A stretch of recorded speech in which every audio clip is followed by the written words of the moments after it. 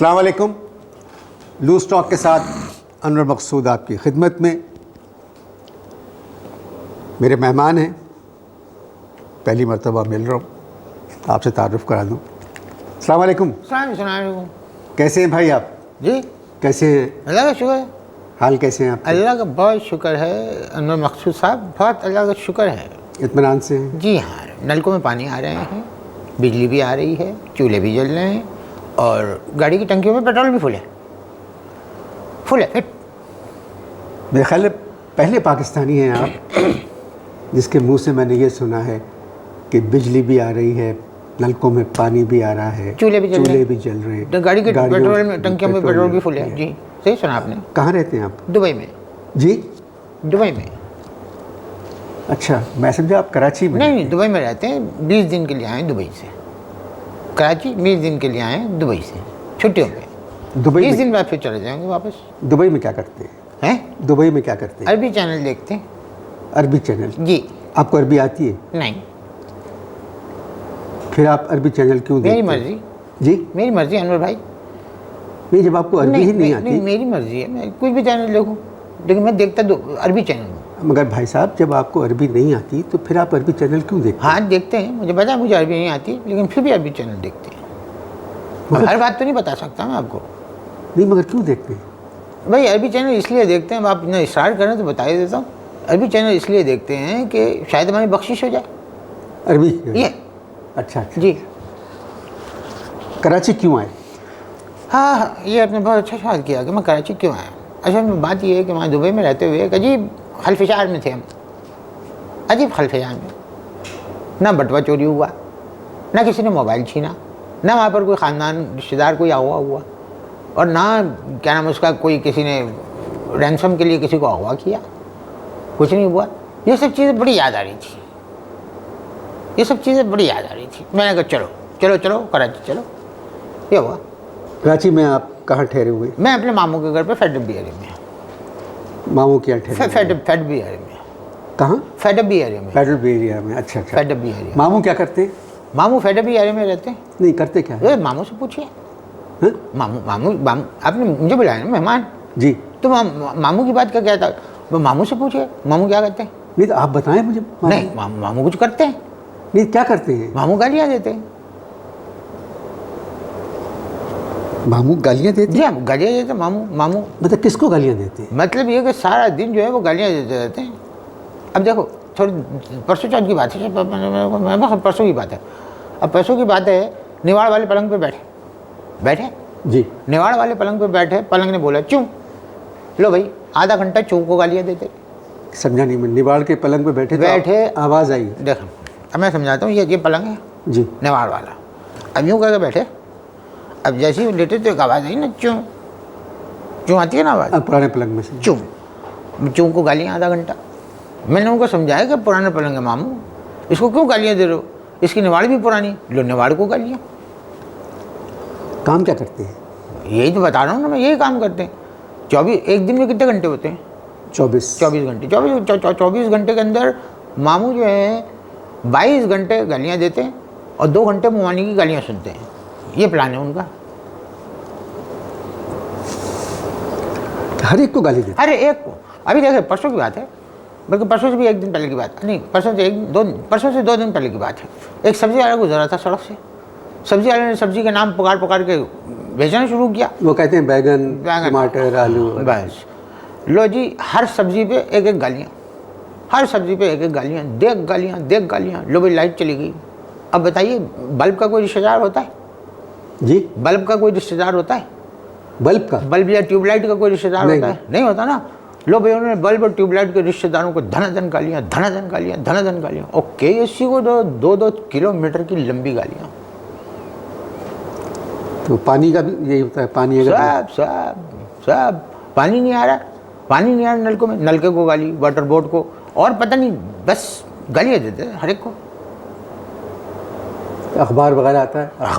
अखबार फेंकने वाला अखबार फेंक के जाए, अखबार वाले को गाली, अखबार फेंकने वाले को गाली, अखबार बनाने वाले को गाली, अखबार छापने वाले को गाली, अखबार के मालिकों को गाली। औलाद है? बच्चे? बेटा है, 150 रुपये का बर्गर ले आया जुम्मा के दिन। 150 रुपये का बर्गर लिया, लो भाई 150 रुपये को गाली, बर्गर वाले को गाली, बर्गर बनाने वाले को गाली, बर्गर बेचने वाले को गाली, बेटे को गाली। मगर एक इंसान घर में है और कोई ना कोई वजह होगी इस तरह की तहजीब की या बर्ताव की, या नहीं। उनको समझाना चाहिए किसी को, उनको समझाना चाहिए किसी को। कोई समझाया किसी? बात ऐसा है आपने, उनको समझाना चाहिए। जिसको जो समझाता है मामू को, उसको गाली, जो समझाए उसको सबसे ज़्यादा गाली। नहीं तो पैसा वगैरह है उनके पास? कैसा बात? पैसा वगैरह है मामू के पास? मामू के पैसा नहीं है, मामू के पास पैसा नहीं है, समझ में? मामू के पास पैसा नहीं है, किराए के घर में रहते हैं। लो भाई, ओ भाई, मालिक मकान को गाली। एक दिन गिरबान पकड़ लिया, कहने लगे साले मैंने जब तुझसे ये मकान किराए पे लिया था, मेरी लैंग्वेज माफ़ कीजिए, मैं नहीं उस टाइप का, ये मेरे मामू कह रहे हैं साला, ये इस तरह की बात है वो करते बस हैं। यहीं तक रखिएगा। नहीं, मैं दे ही नहीं सकता, मेरा खून में नहीं है वो चीज़, मामू में है। बात ये है कि गिरबान पकड़ के कहने लगे साले तूने तो कहा था कि यहाँ पर गैस भी है, कहने लगे चूल्हा जला के दिखा। फिर कहने लगे तूने तो कहा था कि यहाँ पर पानी भी है, कहने लगे लोटा भर के दिखा। फिर गिरबान पकड़ के झिंझोड़ दिया, कहने लगे तूने कहा था कि यहाँ पर लाइट भी है, कहने लगे एक बल्ब जला के दिखा। लो भाई, मालिक मकान कहने लगा भाई जब तुम्हें इतनी तकलीफ हैं तो तुम्हें मकान छोड़ दो। कहने लगे नहीं भाई, कहने लगे नहीं, मेरे वालिद ने कहा था कि बेटा तुम इस मकान में जा रहे हो, यहाँ से अब तुम्हारा जनाजा ही उठेगा।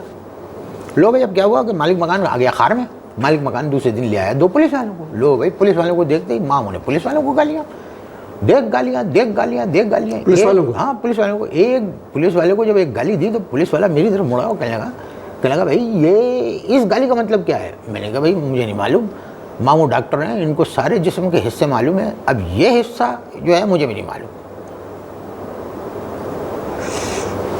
चलिए, अजीब और गरीब बातें हो रही हैं। मतलब मैंने इस तरह के मामू तो मैंने तो पहली मर्तबा सुन रहा हूँ। मामू सगे मामू हैं आपके? हैं? सगे मामू हैं? अभी इन बातों में कोई दम नहीं है, छोड़िए इन बातों को छोड़िए। गुफ्तगू जारी है जी, आप इश्तहार देखें।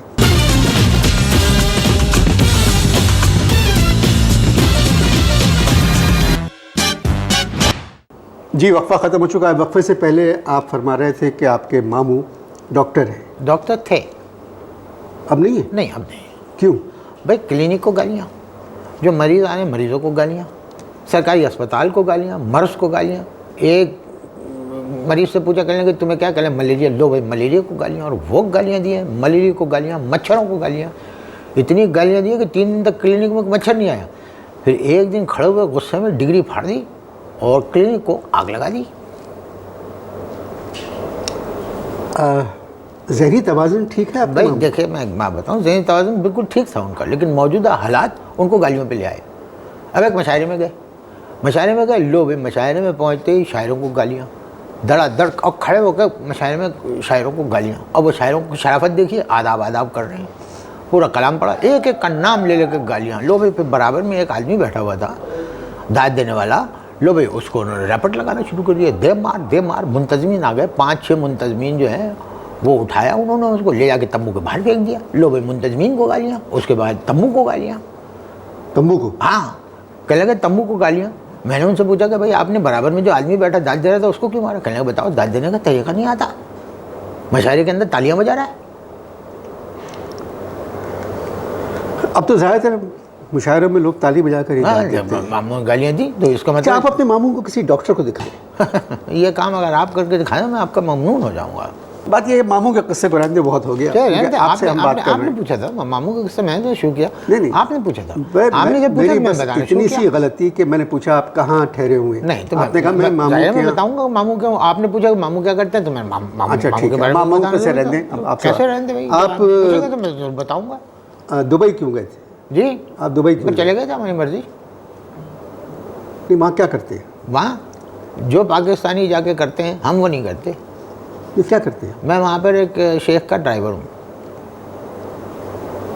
ओहो, एक शेख के आप ड्राइवर हैं? जी। तो यहाँ क्या करते थे? यहाँ मैं कॉलेज में पढ़ाता था। यहाँ आप कॉलेज में पढ़ाते थे और दुबई में आप एक शेख के ड्राइवर हैं? जी हाँ, जब यहाँ कॉलेज में पढ़ाता था मैं तो बच्चों को नहीं पढ़ा सका, बच्चे पढ़ नहीं सकते थे, घर में कुछ भी नहीं था, जो तनख्वाह इतनी कलील थी कि उसमें हम कुछ भी नहीं कर सकते थे। जब से हम वहाँ पर दुबई में शेख के ड्राइवर लगे, बच्चे खूब अच्छी स्कूलों में पढ़ भी रहे और खैरियत से भी है, गाड़ी भी है घर में, और जो गाड़ी हमने ख्वाब में भी नहीं देखी वो गाड़ी वहाँ चला रहे। तो दुबई में कहाँ रहते हैं आप? दुबई में शेख है ना, शेख जिनके मैं ड्राइवर हूँ, शेख का एक महल है, महल के कोने में एक क्वार्टर है, क्वार्टर में एक बड़ा सा टीवी भी लगा हुआ है, एयर कंडीशनर भी लगा हुआ है, और उस पर अरबी प्रोग्राम आते हैं, वो देखते हैं। क्योंकि हमारे जो शेख हैं वो कोई और चैनल नहीं देखते, वो सिर्फ अरबी चैनल देखते हैं। तो हमने भी अरबी चैनल देखना शुरू किया, हमारी बीवी और एक बच्चा मेरे साथ है वहाँ। अच्छा, शेख उर्दू समझते? नहीं, उर्दू में सिर्फ गालियाँ देते हैं जी, उर्दू में सिर्फ गालियाँ देते हैं शेख जी। हम लोग गालियों पे बहुत गुफ्तगू हो चुकी है, और कोई बात करें तो नहीं, बेहतर है। वो शेख गालियाँ देते हैं, क्योंकि मामू एक दफ़ा आके ठहरे थे 10 दिन के लिए वहाँ दुबई में। अच्छा तो शेख से मैंने कहीं मिलवा दिया। अच्छा, पता नहीं जब वो गए मामू वहाँ से वापस पाकिस्तान आए, शेख उर्दू में गालियाँ देने लगे। आप लोग इश्तहार देखेंगे, गुफ्तगू जारी है अभी।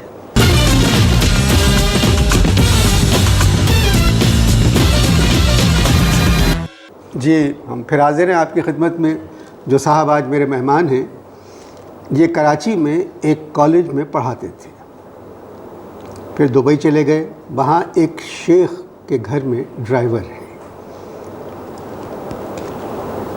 मतलब मैं समझ में नहीं आ रहा है मेरे।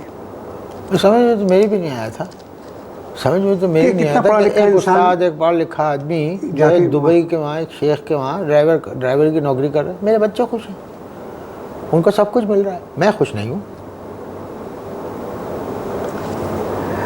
कभी आपने अपने मामू को दुबई बुलाया? मामू को एक दफ़ा बताया ना जी, आपने बताया था शेख को गालियाँ भी उन्होंने सिखा दी गालियाँ।